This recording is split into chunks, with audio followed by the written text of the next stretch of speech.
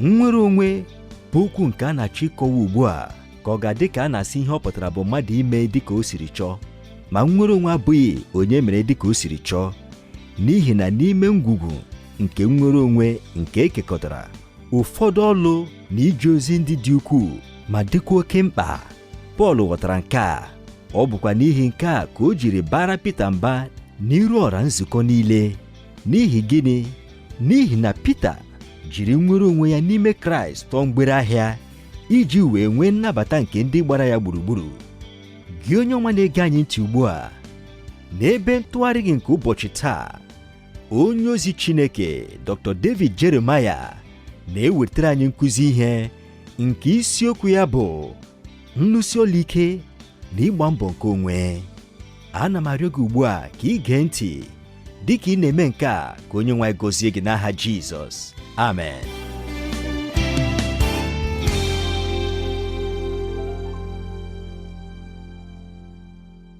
N'ụbọchị taa, n'usoro ọmụmụ ihe akwụkwọ ndị Galatia, anyị ga-eleba anya n'isiokwu bụ nke a kpọrọ nlụsi ọlụ ike na ịgba mbọ nke onwe. Ọ bụ n'akwụkwọ ndị Galatia isi 2 malite n'ahịrị nke 11 ruo na nke 21 ka anyị ga-ewere ihe ọmụmụ a. Ndị Galatia isi 2 malite n'ahịrị nke 11 ruo na nke 21. N'usoro ọmụmụ ihe nke isiokwu a, anyị ga-ahụ Pita onye ụjọ, anyị ga-ahụkwa Pọl nwoke nwere agbamume.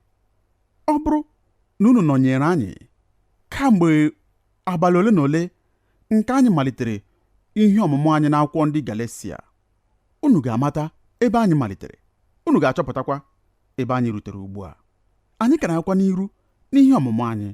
Ọ bụkwa ekpere m na ị ga-ahụta ọnọdụ nke gị onwe gị n'ime ọmụmụ ihe a. Anyị ga-aga n'iru ileba anya n'isi nke 2 nke akwụkwọ a, nke bụ akwụkwọ ndị Galatia. Ọ ga-amasịkwa m ka anyị mee ihe ọmụmụ anyị taa dịka mere ka anyị mara n'otu isiokwu a nke dị oke mmasị, bụ nke anyị kpọrọ nlụsi ọlụ ike na ịgba mbọ nke onwe.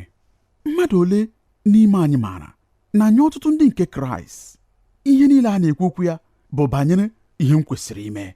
Ị kwesịrị ime nke a, maọbụ ị kwesịrị ime nke ọzọ, maọbụkwa na ị kwesịrị ime nke a maọbụ nke ọzọ.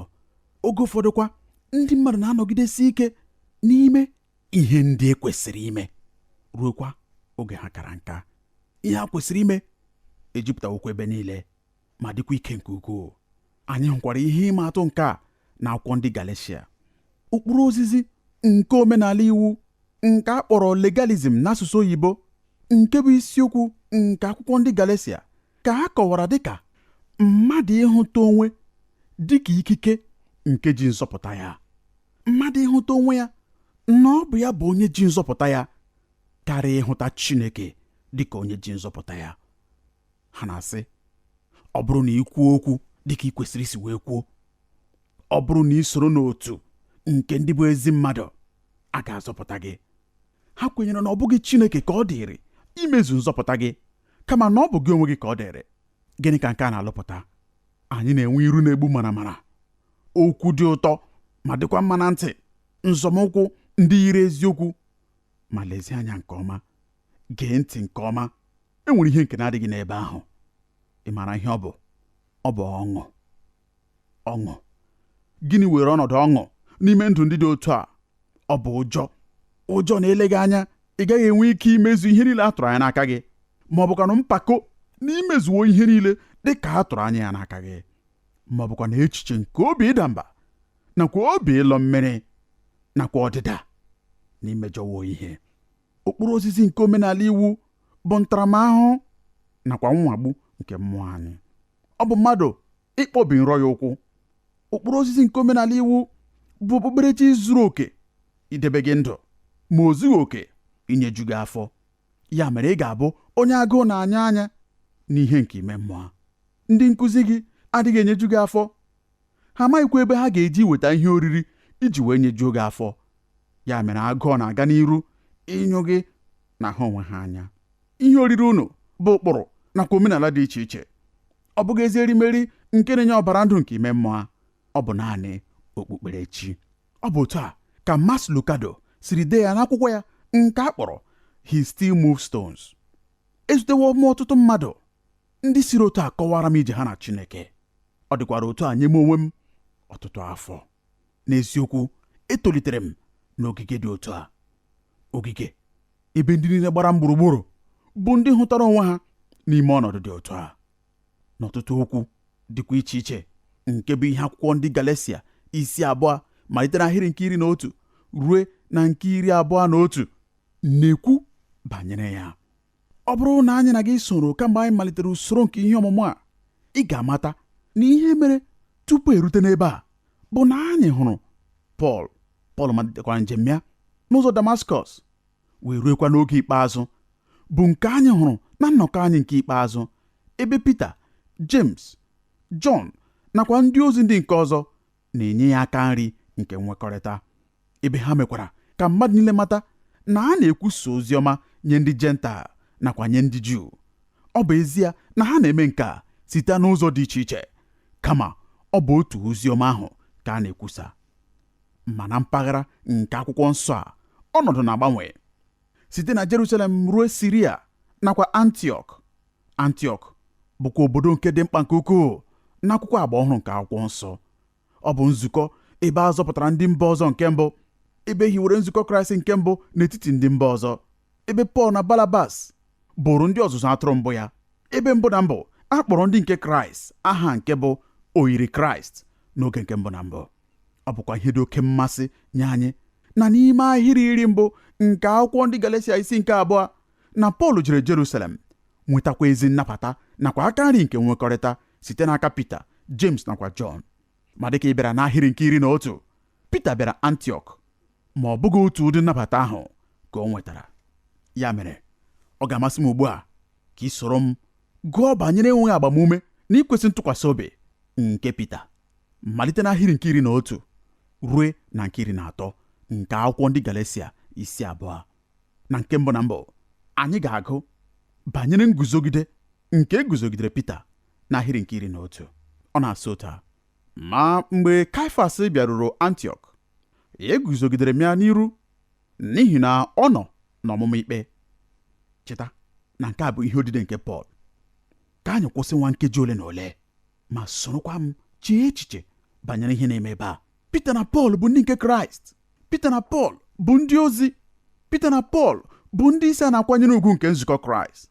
Na nnọkọ anyị n'oge gara aga, anyị hụkwara na Pita bụ onye a na-ahụta dịka otu n'ime ide nke ji nzukọ dị na Jerusalem. Ma lekwa ebe a ka Pọl na-agwa anyị na o guzogidere Pita n'iru ya. Ọ bụghị ụkpụrụ osisi ha ugbu a na-eweta nguzogide a. Anyị maara nke a na-emewo ka o doo anya na ọ bụ otu ozi ọma ka ha niile na-ekwusa. Ọ bụghị ozi ọma ma ọ bụkwa na ụkpụrụ osisi nke ozi ọma wetara nguzogide a, kama ọ bụ itinye ozi ọma n'ọlụ n'ime akparamagwa ka anyị ga-ahụta n'ime akụkọ a. Ọtụtụ oge, ọ bụghị ihe anyị kwenyere na-eme ka anyị banye na nsogbu. Ọ bụghị ihe anyị kwenyere na-ebute nsogbu. Ọ bụ naanị nwa oge ole na ole ka ụkpụrụ osisi n'onwe ya na-eweta nkewa n'ime ụlọ nzukọ, kama ọ bụ banyere ụzọ anyị chere na ekwesịrị isi tinye ya n'ọlụ. Pọl mere ka o doo anya kpọmkwem mgbe ọ sịrị na o nwere ihe o mere mgbe Pita bịara Antiọk. Pọl sịkwara na ihe ahụ o mere bụ iguzogide Pita.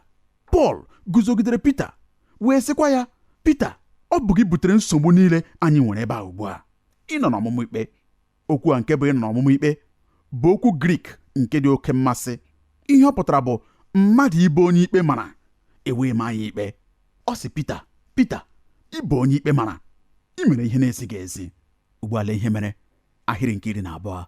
Ọ na-asụ otu a: n'ihi na mgbe mmadụ ụfọdụ aka esighị n'ebe James nọ bịa, ya na ndị mba ọzọ na-erikọ ihe, ma mgbe ha bịara, o wezugabara wee kewapụ onwe ya ebe ọ na-atụ egwu ndị obibi ugwu. Ugbu a lee ihe mere ebe a. Anyị amaghị ma ọ dịwo anya Pita bịara Antiọk, ma anyị kwenyere na eleghị anya ọnụwo banyere ntụtụ a nke dị ukwuu nke e nwere n'etiti ndị mba ọzọ. Ya mere ọ bịara na Antiọk, ebe ntụtụ a na-aga n'iru. Mgbe o rutekwara n'ebe ahụ, mmadụ niile nwere ọṅụ izute ya dịka onye ukwu. Ndị Jentaịl nyere Pita nnabata nke onye eze. Ha nyere ya ọkpụkpọ oku ịbịa n'ụlọ ha dị iche iche, ọ nakwara esonye ha n'oriri oge niile. Ọ bụrụ mmadụ onye nwere onwe ya. Ebe niile o jekwara, mmadụ niile ndị a hụkwara Pita n'anya nke ukwuu. Ha nabatara ya. Akwụkwọ nsọ gwakwara anyị n'ebe a na a na-ebupụtara ya ihe oriri ebe ọ bụla o jere. A na-enye Pita ọkpụkpọ oku site n'ebe niile dị iche iche, nakwa site n'ezinụlọ niile dị iche iche. Ọ dịghịkwa onye ọbụla Pita sịrị, mba, agaghị m abịa. Ya mere, eleghị anya, ọ nọwo na Antiọk kamgbe oge dị anya. Ihe akwa nke na-eme rutekwara ntị nke ndị isi nzukọ dị na Jerusalem. Ha chegbukwara onwe ha banyere ihe a nke ha nụrụ, nke bụ banyere mmekọrịta Pita na ndị Jentaịl. Ọ ga-amasị m ịkwụsị n'ebe a nwantịntị oge ma jụọkwa ajụjụ a: mmadụ ole n'ime unu nwapụtara nke a? N'oge ụfọdụ, mgbe a zọpụtara mmadụ, ị na-enwe obi aṅụrị na azọpụtara ha, ma mgbe a zọpụtara ha rie nne, ị na-amalite ichegbu onwe gị n'ihi ha. Ịghọtara ihe nke a pụtara? Ụfọdụ mmadụ na-asị nwunye ha oge ụfọdụ, ọ masịrị m na azọpụtara gị, ma biko, ọ dị nnọọ ka ga-asị na nzọpụta gị a agafewo oke. A pụrụ ịzọpụta gị ma ekwekwala ka ọ gafee oke. Amaghị m inuwo nke a mbụ. Ọbụnadị n'ezinụlọ, eleghị anya, o nwere otu onye na-ekpe ekpere ka azọpụta. Otu mgbe a na-azọpụta ya, ị na-enwekwa obi aṅụrị na azọpụtawo ya. Ma mgbe nwa oge gasịrị, ọ na-adịghị ka ga-asị na azọpụtawo ya karịa ka e kwesịrị ịzọpụta ya. Ọ na-adịghị ka ga-asị na nzọpụta ya agafewo oke. Mgbe ahụ ị na-asịkwa ya, biko jiri nwayọọ, n'ihi na ọ dị ka azọpụtawo gị rie nne. Echere m na ọ bụ nke a mere n'ebe Pita nọ. Ha enweghị nsogbu ọbụla. Ma ọ bụrụ na Pita chọrọ ije nọnyere ndị mba ọzọ, nsogbu adịghị. Ma ọ bụghị mmasị ha ka o mefee ya oke. Okwu wee rute Jerusalem na Pita na-ekpori mgbe n'etiti ndị Jentaịl. Ha nụkwara na Pita hụrụ nke a n'anya nke ukwuu, bụ ohere ọma nakwa nwere onwe nke o nwere n'ime Kraịst, n'ihi na ọ chọpụtawo na anụ na ihe oriri apụghị ime ka ọ bụrụ onye ziri ezi ma ọ bụ onye na-ezighị ezi n'iru Chineke. Ọ nọrọ na-ekpori mgbe n'etiti ụmụnna n'ime obodo ndị mba ọzọ. Ọ dị mma, mgbe okwu rutere Jerusalem banyere ihe na-eme, ụmụnna ndị nọ na Jerusalem bịakọrọ ọnụ ịtụle nke a nakwa ihe a ga-eme banyere ya. Ya mere, James, onye bụ ugbo onye isi n'ebe ahụ, kpebiri na ha kwesịrị ilebara nke a anya. Ugbu ọ ga-amasị m ime ka anyị mata onye James bụ. James bụ mmadụ onye dị n'oke mmasị na agba ọhụrụ. Ọ bụ ya na-echebe iwu. Ị maara aha ejiri mara James? Ihe a kpọrọ James bụ James onye ezi omume. N'ezie, ọ gaghị abụ mmasị gị nọ n'akụkụ James onye ezi omume. Ọ dị nnọọ ka ga-asị na okwu a na-akọwa ya dị ka onye Farisi. Ugbu a, okwu nke bụ onye ezi omume bụkwa otu okwu ahụ nke na-akọwa ịgụ n'onye ezi omume nke anyị ga-ahụ n'ebe a ma emesịa. Ọ bụ ezie na James bụ otu n'ime ndị kwenyere ka e were oziọma rue ndị mba ọzọ ntị, ma ya onwe ya adịghị na njikere ka e wepụ ihe ndị ọzọ niile banyere iwu nakwa ụkpụrụ nke ihe oriri nakwa ihe ndị ọzọ niile ndị bụ akụkụ nke ndụ ya dịka onye Juu. Inye ndị mba ọzọ oziọma abụghị nsogbu, ma ha aghaghị ịgwakọta ya n'ụkpụrụ nakwa omenala nke ndị Juu. Nke a bụ ihe ha kwuru. Nsogbu adịghị. A ga-enye ndị mba ọzọ oziọma, ma oziọma ahụ nke a ga-enye ha, ha aghaghị ịgwakọta ya n'ụkpụrụ nakwa omenala nke iwu dị iche iche nke ndị Juu. Ya mere, akwụkwọ nsọ gwara anyị na mgbe okwu rutere Jerusalem na Pita soro ndị Jentaịl na-eri ihe, nke a mere ka obi gbarụọ James. Anyị ga-ahụkwa nke a n'iru. O zigara mmadụ ndị ga-eje mata ma nke a ma ọ bụ eziokwu. Ugbu a ga m akwụsị n'ebe a ma meekwa ka anyị mara ihe tinyere Pita na nsogbu nakwa ihe mere ka Pọl guzogide ya. Ana m eche banyere ụzọ kachasị mma nke m pụrụ iji kọwaa nke a. Ma dịka m na-ara eme ihe ọmụmụ banyere nke a n'izuụka a, ewulitere m otu akwụkwọ nke onye dere ya bụ J. Vernon McGee. Ya mere, ka anyị hụ ụzọ Vernon McGee siri kọrọ anyị akụkọ nke ihe mere. Ọ sịrị na ọ bụrụ na anyị chọrọ ịghọta ihe mere ejiri nwee nsogbu na Antiọk banyere Pita, ọ dị mkpa na anyị buru ụzọ ghọta na ihe ka n'ọnụọgụgụ na nzukọ nke Antiọk bụ ndị Jentaịl. Ọ bụ ezie na e nwekwara ụfọdụ ụmụnna n'ime nzukọ dị na Antiọk ndị bụ ndị Juu, ma ihe ka n'ọnụọgụgụ bụ ndị mba ọzọ. Ị pụghịkwa ịghọta ihe mere n'ahịrị nke 11 ruekwa na nke 14 nke isi nke 2 ebe a ma ọ bụrụ na ị bụ ụzọ ghọta ka nzukọ ahụ si alụ ọlụ. Oge ọbụla ha nwere oriri nsọ, ha ga-ebu ụzọ nwee oriri ịhụnanya. Nsogbu e nwere n'oriri ịhụnanya nke a na-eme na nzukọ nke dị n'obodo Antiọk bụ na e nwere ọtụtụ ndị Jentaịl n'ime ụlọ nzukọ a, ndị na-enweghị nsogbu ọbụla gbasara iri anụ ọbụla, ọbụnadị anụ ndị a chụrụ n'àjà nye arụsị. Ihe ha kwenyere bụ na ọ bụrụ n'ezie na arụsị ndị a enweghị ihe ọbụla ha bụ, kedu ka ha pụrụ isi gbanwee ihe ndị a chụrụ n'àjà nye ha? Ọ dịghị ihe ha bụ, ọ dịghịkwa ihe ha mere ihe oriri ndị ahụ echere n'iru ha. Ya mere ha na-eri ihe ọbụla echere n'iru ha n'agbanyeghị ebe o siri bịa. N'ezie, ha nwere mmụọ dị ọcha banyere nke a niile. Ma n'ime otu ụlọ nzukọ a, e nwekwara ụfọdụ ndị Juu ndị ga-abịakwute Kraịst ọbụnadị site n'ogbe ndị Juu, ebe nke a megidere omenala ha. Ha nwere nsogbu nke ukwuu banyere ya. Ya mere, dịka ọkammụta Vernon McGee siri kọwaa ya, mgbe a bịara n'ememe oriri ịhụnanya nke ndị nzukọ dị na Antiọk, a na-enwe tebụl nri abụọ. E nwere otu tebụl nri maka ndị Juu, nwekwa tebụl nri ọzọ maka ndị mba ọzọ. Ugbu a, dịka ọkammụta McGee kwuru, ọ sịrị, leekwa ebe akụkọ a malitere ịdị mmasị nke ukwuu. Mgbe Pita bịara na nzukọ dị n'obodo Antiọk, mgbe a na-eme ememe nke oriri ịhụnanya nke mbụ, Simon Pita jiri na tebụl nri nke ndị Juu, ma onye ozi Pọl jiri na tebụl nri nke ndị Jentaịl. Pita chọpụtakwara na e nwere ụdị erimeri dị iche iche na tebụl nri nke ndị Jentaịl. Ọ hụkwara na Pọl soro rie erimeri ndị a. Mgbe e mesịrị oriri, Pita jụrụ Pọl ka ihe oriri ndị ahụ dị. Pọl gwakwara ya na ha mara mma nke ukwuu ma dịkwa ụtọ. Sitekwa n'oke ahụ gaa n'iru, Pita malitere isonye Pọl iri oriri na tebụl nke ndị Jentaịl n'obi ọcha ya niile, na-enweghịkwa nsogbu ọbụla. Ụfọdụ ndị Juu sonyekwara ya n'ime nke a. Ma otu ụbọchị, dịka Pita sonyere ndị mba ọzọ n'oriri na tebụl ndị Jentaịl, otu onye bịara gwa ya na e nwere ndị ọbịa ndị bịara n'ememe oriri ahụ. Ha gwakwara ya na e nwere ndị okenye ndị sitere Jerusalem ndị bịara ileta ha. Mgbe Simon Pita hụrụ ha, o jiri nwayọọ kulite ma gbakwa gburugburu jee na tebụl nke ndị Juu, wee nọdụ ala dịka nwa nkịta egwu na-atụ. Ndị Juu ndị ọzọ ndị sonyekwa ya na tebụl nke ndị Jentaịl nọkwara na-amaghị ihe ha ga-eme. Ụfọdụ n'ime ha malitekwara ikulite n'otu n'otu. Nke a bụ ka ọkammụta J. Vernon McGee siri dee ya n'akwụkwọ ya nke ọ kpọrọ Through the Bible Commentary Series, The Epistle of the Galatians. Ugbu a, Pita kwesịrị ịma karịa nke a. Ọ bụ Pita ka Chineke onye pụrụ ime ihe niile nyere ezi ọhụ pụtara ihe banyere nke a. Amaghị m ichetara akụkọ nke dị n'ime akwụkwọ ọlụ ndị ozi banyere otu nwoke onye Jentaịl onye a na-akpọ Cornelius, nwoke onye kwụwara aka ya ọtọ, onye nwekwara agụụ ife Chineke ofe. O nwekwara obi nke na-achọsi Chineke ike, ma ọ maghị ihe ọbụla banyere Kraịst nakwa ụzọ ọ pụrụ isi bịakwute Kraịst. Ya mere akwụkwọ nsọ gwara anyị na mmụọ Chineke gwara Cornelius ka o ziga ndị mmadụ jee Jọpa. Ha ga-ahụkwa nwoke onye ga-agwa ya ka ọ pụrụ isi bịakwute Chineke. Ya mere ha jere Jọpa, ha zutekwara Pita. Ma akwụkwọ nsọ gwara anyị na tupu ha rute, Pita hụrụ ọhụ. N'ime ọhụ akwa, dịka akwụkwọ nsọ mere ka anyị mara n'akwụkwọ ọlụ ndị ozi, Pita hụrụ wee hụ eluigwe ka e meghere ya rịị, ya na otu ihe ka ọ na-arịdata dịka oke akwa ọcha. A na-esi na nkuku anọ eweda ya n'ala. N'akwụkwọ ọlụ ndị ozi isi 10 malite n'ahịrị nke 12 ruo n'ahịrị nke 16, anyị gụrụ ihe nke a niile bụ maka ya. Lee ihe ọ kwuru n'ebe ahụ.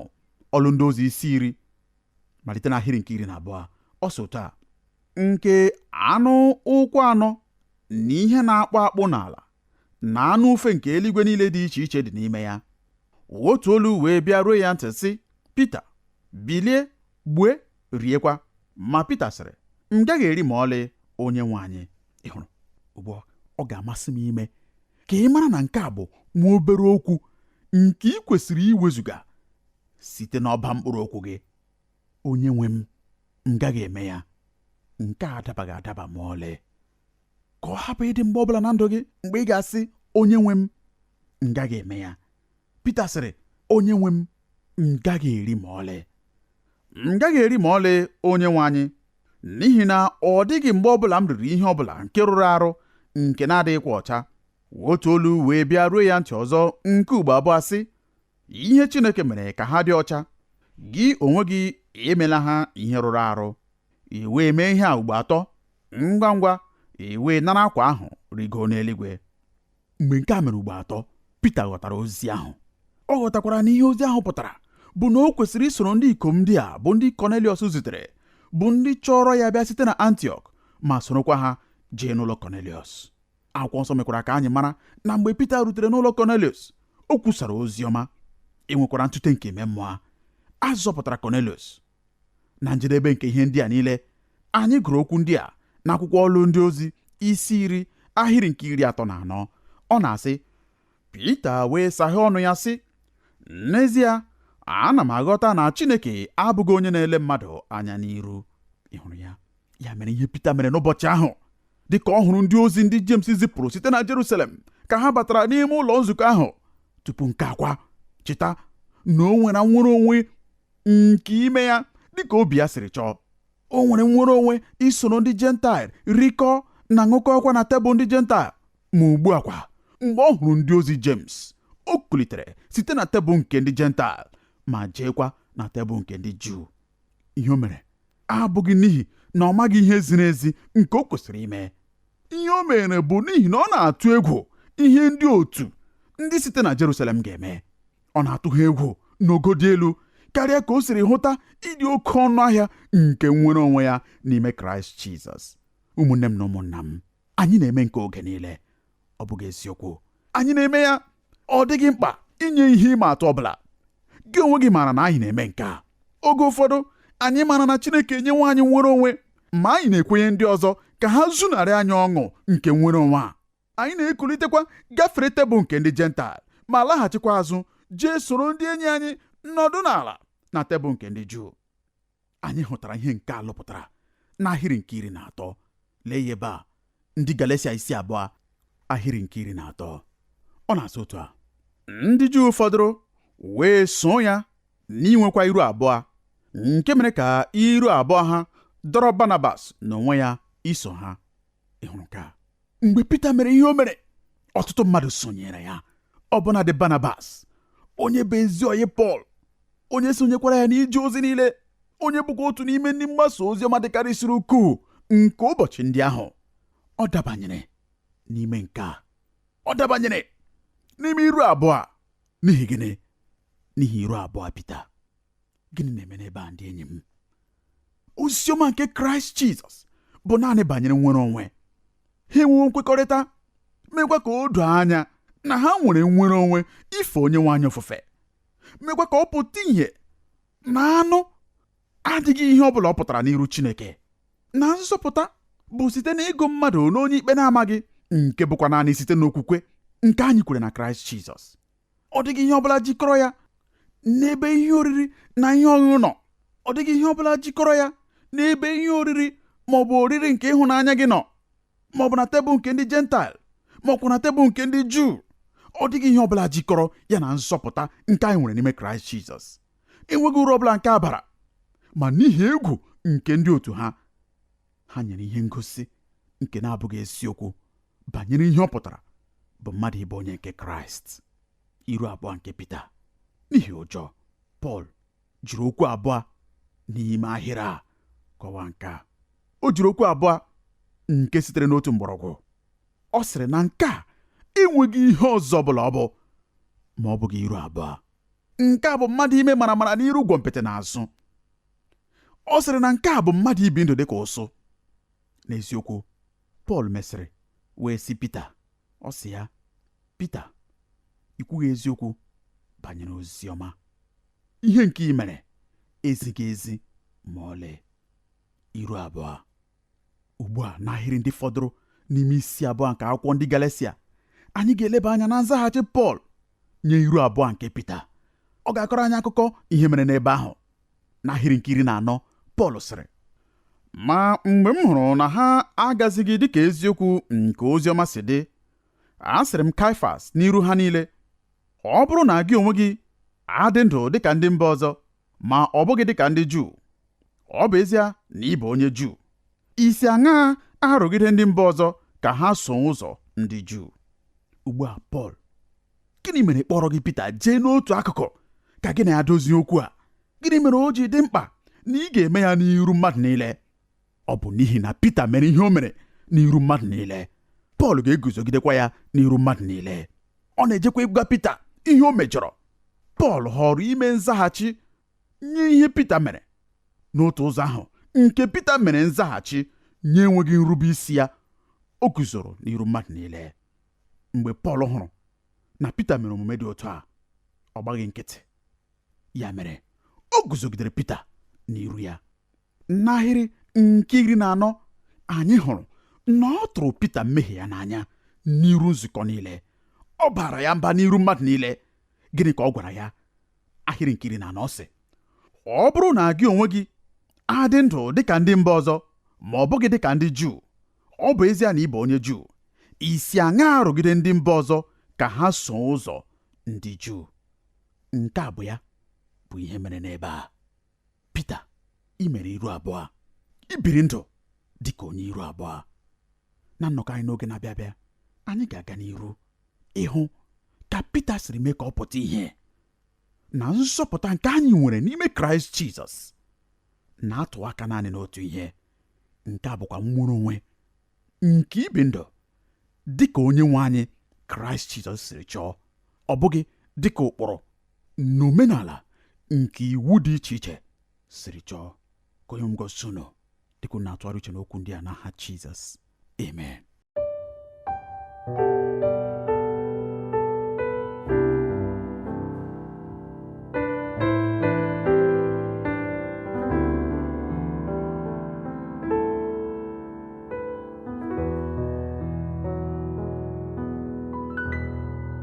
Ka ngọzi Chineke bara gị ụba, gị onye gere anyị ntị n'olu taa. Ekwenyere m na Onyenwe anyị esitewo n'okwu ya wee kụziere gị ihe. Anyị ahụtawo na nnwere onwe abụghị onye mere dịka o siri chọọ, kama ọ bụ iguzogide ike n'omume Kraịst na ịlụ ọlụ ya. Ma ị pụghị inwe ike nkwụsị ike a ọ bụrụ na ị kaghị anabata Jizọs dịka onye nwe gị na onye nzọpụta gị. Ọ bụrụkwa na ị chọrọ ime nke ugbu a, ọ ga-amasị m ka ikpe ekpere a. Nna anyị nke bi n'eluigwe, ekwenyere m n'ime obi m na Jizọs bụ ọkpara gị, onye bịakwara ma nwụọ ọnwụ n'ihi mmehie m. Ana m arịọ gị ugbu a ka ị gbaghara m mmehie m niile. Ana m ekwupụtakwa Kraịst ugbu a dịka onye nwe m na onye nzọpụta m. N'aha Jizọs ka m na-arịọ nke a. Amen. Ọ bụrụ na ị kpere ekpere a, ọ ga-amasị m ka ị chọọ nzukọ Kraịst, ndị kwere na Kraịst nakwa n'okwu Chineke. Ha ga-emekwa ka ị mara ihe ndị ọzọ nke ị kwesịrị ime maka ito eto na Kraịst. Ọ bụrụ na nkụzi ihe a gọziri gị, ọ ga-amasịkwa m ka ị nọnyere anyị n'agba nke abụọ ya. Dịka ị na-eme nke a, ka Onyenwe anyị gọzie unu n'aha Jizọs. Amen. Ekele dịrị gị, gị onye nyere anyị ohere ịnọnyere gị n'ebe ntụgharị gị nke ụbọchị taa. Ọ bụrụ na ị chọrọ ịkpọtụrụ anyị, ị pụrụ ime nke a site n'ịkpọtụrụ anyị n'eriri igwe telefon 234-806-502-4477. Ọzọ 234-806-502-4477, maọbụ site n'izitere anyị ozi email na twr2131@yahoo.fr, maọbụkwa site n'idetere anyị akwụkwọ ozi n'olu ndị Igbo Radio Elwa, P.O. Box 12540, Aba, Abia Steeti nke Nigeria. Ka amara nke Chineke gaa n'iru n'ịba ụba nye gị n'aha Jizọs. Amen.